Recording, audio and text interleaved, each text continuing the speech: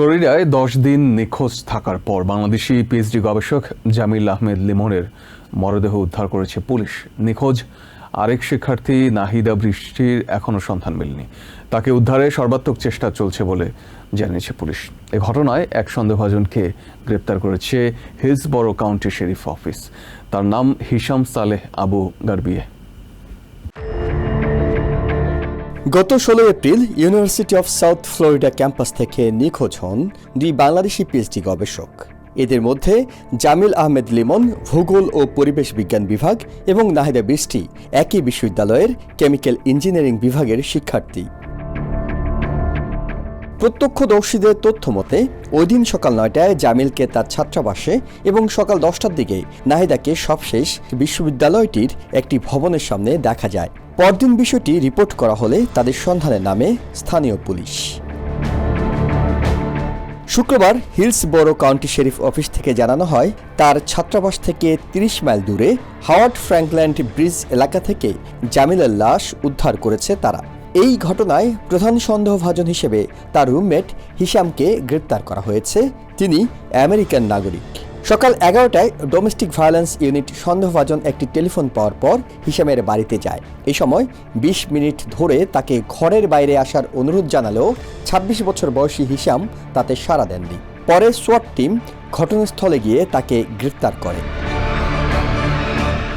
নিখোঁজ আরেক শিক্ষার্থী নাহিদা বৃষ্টির এখনও কোনো খোঁজ মেলেনি। পুলিশের 100 detective, drone operator, aviation department সহ সবাই তাকে উদ্ধারে কাজ করছে বলে জানায় শেরিফ অফিস। নিখোঁজ নাহিদার ভাই এই বিষয়ে উদ্বেগ জানিয়ে তার পরিবার সবার সহযোগিতা চেয়েছেন। এদিকে বাংলাদেশ দূতাবাস জানিয়েছে, তারা নিখোঁজের ঘটনার পর থেকেই 2 শিক্ষার্থীকে উদ্ধারে আমেরিকার প্রশাসনের সাথে সর্বাত্মক যোগাযোগ রক্ষা করে আসছেন।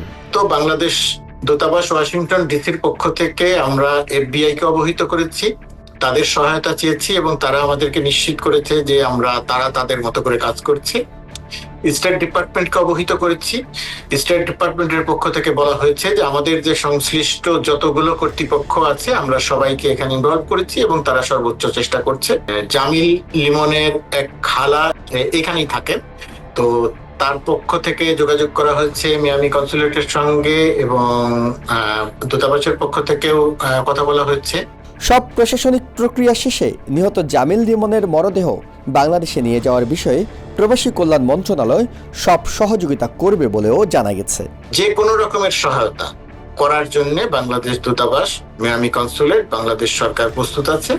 আর আমার সঙ্গে বাংলাদেশের গভীর রাতে কথা হয়েছে প্রবাসী কল্যাণ প্রতিমন্ত্রী নুরুল হক নূরের সঙ্গে। তিনি বিষয়টি জেনেছেন, তাকে বিষয়টি অবগত করেছি এবং তিনিও আশ্বাস দিয়েছেন প্রক্রিয়াগত যা আছে সেটা ফিরিয়ে নেওয়ার জন্য টাকা পয়সা থেকে শুরু করে প্রক্রিয়াগত যা আছে সবগুলো জায়গাতে নিশ্চয়ই এখানে বাংলাদেশ সরকারের পক্ষ থেকে সর্বোচ্চ বা সব রকমের সহায়তা করা হবে, দেয়া হবে। নিখোঁজ নাহিদা বৃষ্টির বিষয়ে যে কোনো তথ্য জানা থাকলে তা দ্রুত কাউন্টি শেরিফ অফিসে জানানোর অনুরোধ জানানো হয়েছে। Ihsan Jewel, TVN 24, New York.